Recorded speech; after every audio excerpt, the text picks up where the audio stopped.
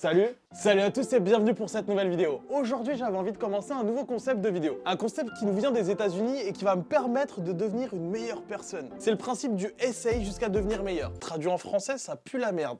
Mais c'est un concept de vidéo qui va me permettre de me lancer un défi et de devoir le réaliser ou pas dans un temps défini. Je me suis dit, tiens, pourquoi pas tenter l'expérience, ça peut être sympa.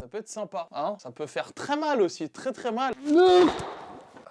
Et j'ai décidé pour commencer cet épisode 1 de tenter quelque chose que j'ai jamais réussi mais que j'ai toujours envie de faire. À chaque fois que je voyais les gens en train de le faire, j'étais jaloux. Et ce truc, il s'agit du poirier. Comment ça me foutait le seum quand je voyais les gens marcher sur les mains comme si c'était normal ou même tenir la position pendant plusieurs secondes. Alors que moi, à chaque fois que j'ai essayé, ça s'est terminé comme ça. Et je me suis dit, c'est bon, il y en a marre, autant profiter de cette nouvelle série pour apprendre à faire le handstand ou en français le poirier. Handstand, c'est plus sympa. Je pense qu'on va dire handstand dans la vidéo. Et si t'aimes ce concept de vidéo, lâche un maximum de pouces bleus. Et dans les commentaires, surtout, dis-moi ce que tu veux que j'apprenne pour la prochaine vidéo. Mais attention, ne me mets pas des trucs impossibles. Hein. Déjà là, tu vas voir, c'était très compliqué. Hein, alors qu'il s'agit d'un truc complètement basique. Mais calme-toi dans les commentaires, please.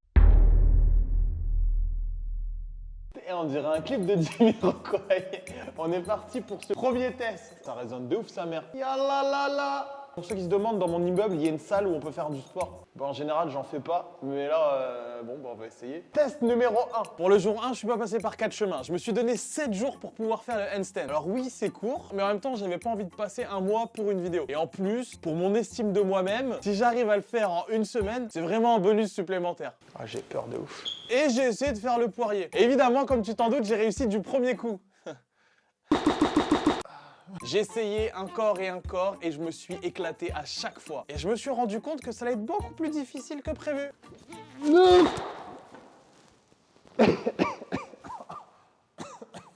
Ok. Bon, ça va pas être si facile que ça. Bon, la première tentative est un échec. J'espérais pas non plus réussir la première fois, mais point positif quand même, faut toujours relever des points positifs dans vos défaites. J'ai pas peur. Je pense qu'on va d'abord tester contre le mur. C'est une bonne idée ça, contre le mur. Je peux. Contre le mur, c'est facile à faire. Qui n'arrive pas à faire contre le mur? Je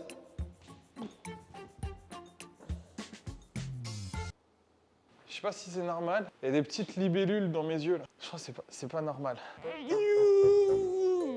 Ok, bon déjà on a la force, ça c'est bien ça. Par contre il y a toujours les libellules. Hein. Bon, par contre il y a un problème d'agilité. Je sens que je suis coincé au niveau du dos et des épaules. En termes de force, normalement ça va.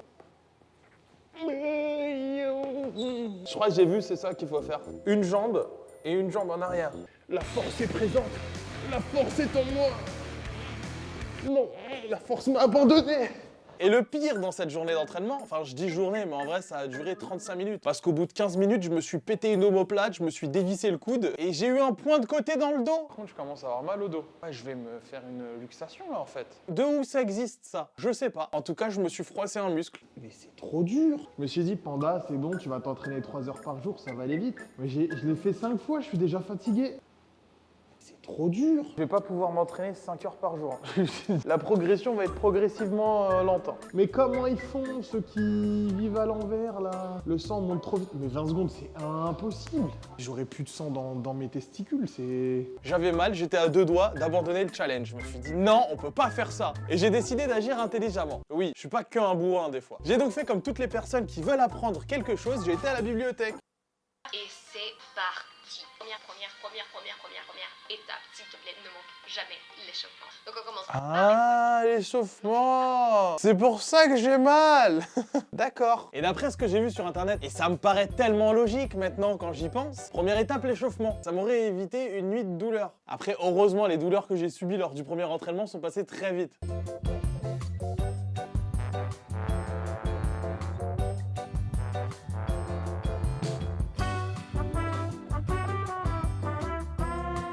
Première étape, ça a été de faire le poirier sur la tête. Alors, je sais pas comment c'est possible, c'est la première fois que je le faisais. J'ai réussi du premier coup. Aïe, aïe, aïe, ça fait mal à la tête.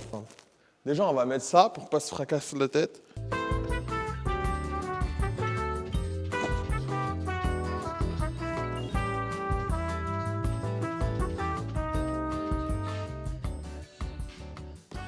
Ouais. Alors je les appelle à partir entraînement poirier sur la tête, parce que déjà de 1, ça fait mal à la tête, ça on le dit pas dans les vidéos. Et en plus j'avais que 7 jours pour apprendre à faire le handstand. Alors on n'allait pas perdre du temps à faire la tortue ninja. Ensuite, la deuxième étape, c'était de faire la grenouille. C'est bizarre quand je dis ça. Toi, tu me vois tout de suite accroupi en train de faire des bruits genre...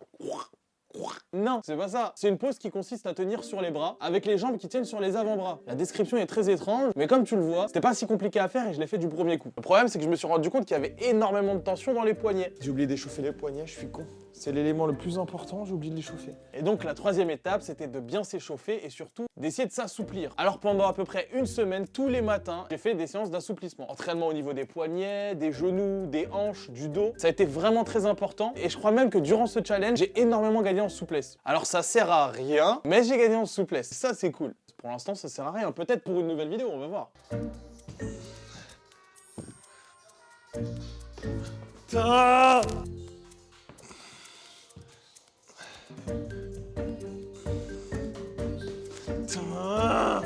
J'ai pas le temps. Et j'ai réalisé que si je continue à m'entraîner avec un mur, j'allais jamais réussir en 7 jours à faire le handstand, on va pas se mentir. Si je commence à chipoter avec un mur, bon déjà le mur, je suis pas sûr qu'il soit d'accord. Et en plus, je vais perdre du temps. J'ai pas le temps de m'entraîner avec le mur. Dans la vie, à chaque fois que j'ai step up, c'est en me retrouvant dans une position inconfortable. Attention, je te parle pas de la position de la grenouille. Je te parle dans un moment où j'avais pas d'autre choix que de me pousser à fond dans mes retranchements pour évoluer. C'est ce qui m'a permis d'apprendre à parler anglais et de baragouiner un peu japonais en arrivant au Japon. Ah oui, pour ceux qui savent pas, j'habite au Japon. J'ai donc très vite abandonné cet entraînement avec le mur. Et je me suis dit que la meilleure façon pour avancer très vite, c'était de jeter directement dans le grand bain. Du coup, je suis parti à la piscine. Non, du coup, je me suis lancé directement sans mur et ça a été très difficile.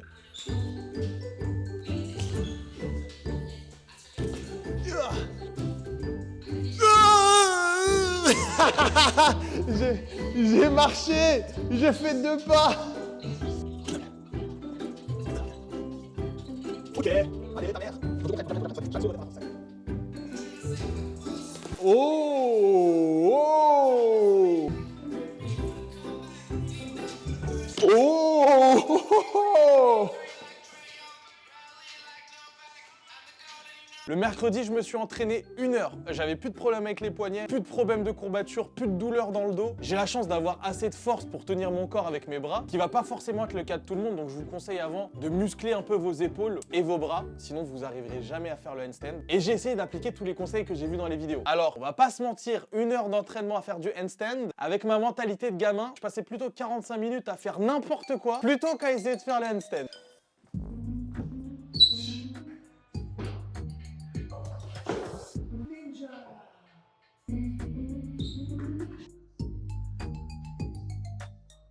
La capoeira, esa masa tu supela, todo vela. Oh mais pourquoi j'use mon énergie pour faire ça? Je sais pas pourquoi, impossible de se concentrer 1 heure à faire la même chose. J'avais le même problème à l'école.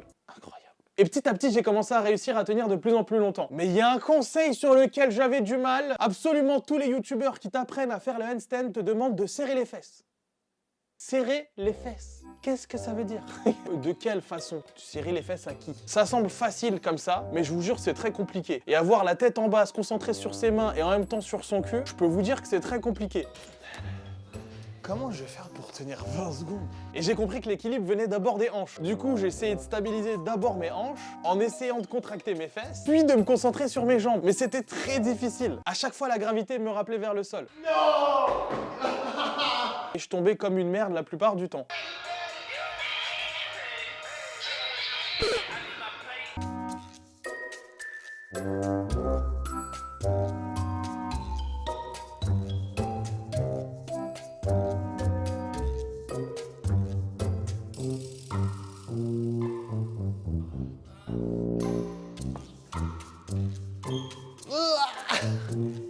Et une fois, je sais pas pourquoi, j'ai essayé de faire le handstand sans vraiment tendre mes bras. Et je me suis rendu compte que c'était beaucoup plus simple comme ça. En fait, au lieu de partir les bras tendus directement, fallait se rapprocher tout doucement du sol, les bras légèrement plissés, ça se dit légèrement plissés, légèrement détendus pour pouvoir contrôler l'avant et l'arrière. Ça veut rien dire, mais si vous essayez le handstand, vous allez comprendre. Parce que tout vient des doigts. Au lieu de poser délicatement mes mains sur le sol, j'essayais d'agripper la terre fermement avec les bras souples et de mettre de la force à la fois en avant et en arrière. Comme quand t'es debout en fait. Tu vas mettre plus de force sur tes orteils si tu penches en avant. Si tu bascules en arrière, tu vas mettre plus de force sur tes talons pour pas tomber en arrière. Et ben c'est le même principe avec le handstand. Soit tu mets plus de force sur le bout de tes doigts quand tu sens que tu pars trop en arrière, et tu le mets sur la paume de ta main quand tu sens que tu pars trop dans l'autre sens. Et j'ai continué à m'entraîner jusqu'au jeudi. Et malheureusement jeudi, ce fut la catastrophe. Ouais, non, mais j'ai dit que j'allais faire un challenge. J'ai pas dit que j'allais le faire à tout prix. Je veux dire, à un moment, quand il y a un nouveau jeu qui sort, j'ai envie de profiter. Et comme un con, je me suis mis à faire un live de 15 heures sur Twitch, lien dans la description. Et ensuite, j'ai dormi les 3 jours suivants, en fait. J'étais trop crevé, j'étais fatigué. Et en plus de m'entraîner à faire le handstand, j'allais à la muscu, ce qui était pas forcément une bonne idée. Parce qu'à chaque fois, j'avais les bras épuisés avant de m'entraîner. Ce qui fait qu'à ce moment-là, jeudi, j'avais seulement 4 jours d'entraînement qui faisaient à peu près 3h30. C'est très peu. Je pensais vraiment apprendre le handstand beaucoup plus facilement. C'est très dur, c'est très dur. D'ailleurs, si même toi t'essayes, n'hésite pas à le mettre dans les commentaires en combien de temps t'as réussi à le pratiquer. Du coup, je me suis dit que j'allais me reposer jusqu'à la fin de la semaine pour reprendre le challenge la semaine suivante. Et lundi, je sais pas ce qui s'est passé, mais j'ai eu un déclic. Je sais pas si c'est le fait de m'être reposé pendant 3 jours, je me suis senti vraiment frais. C'est soit maintenant, soit jamais. J'ai commencé le handstand et là, j'ai senti comme une force qui était en moi, tu vois, qui m'habitait. Et j'ai enfin compris ce que ça voulait dire serrer les fesses.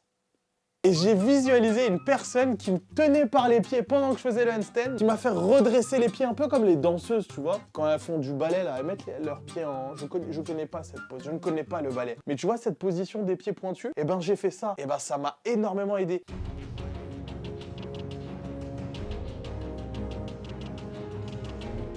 Non. Combien de temps? J'ai essayé de me visualiser une personne qui me tenait par les pieds. Comme quoi, ça se joue souvent au mental. Je me suis entraîné les 3 jours suivants et au bout d'un moment, finalement, c'est arrivé.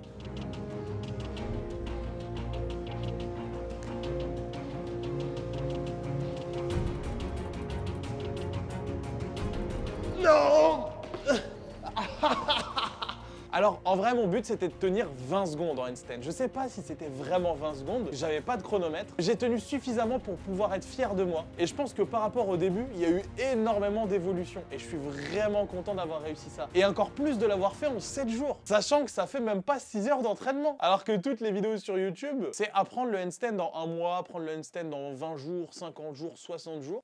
Comme quoi, c'est possible. Quand on se fixe des objectifs, on peut faire des choses incroyables. Bien sûr, je vais continuer à m'entraîner jusqu'à ce que ça soit parfait. Maintenant que je me suis lancé et que j'ai vu que c'était possible, j'ai envie d'atteindre la perfection, voir jusqu'où je peux aller. En tout cas, j'ai adoré faire ce challenge et ça suit la trame de la chaîne. Moi, mon but à la base, c'est de vous montrer que tout est possible. De partir vivre à l'étranger sans rien et pouvoir réussir, ou alors même réussir à faire le handstand dans 7 jours. Et je pense que je vais adorer cette série de vidéos et je compte sur vous dans les commentaires pour m'écrire ce que vous voulez que j'essaie la prochaine fois. Alors, on va pas se mentir, ça sera pas tout le temps en 7 jours, hein, parce que le handstand, c'est pas non plus le truc le plus difficile à maîtriser, mais si tu me demandes de faire un trip axel sauté avec une poule dans la main, bon, je pense que j'en ai pour 6 mois d'entraînement. Mais en tout cas, j'espère que cette vidéo t'aura plu et que le concept aussi va te plaire. On verra bien jusqu'où je peux aller et toutes les nouvelles choses que je peux apprendre. Lâche ton meilleur pouce bleu si t'as aimé la vidéo, abonne-toi à la chaîne et active les notifications si tu veux continuer à me suivre dans mes aventures. Et je te donne rendez-vous la semaine prochaine pour une nouvelle vidéo. Peace!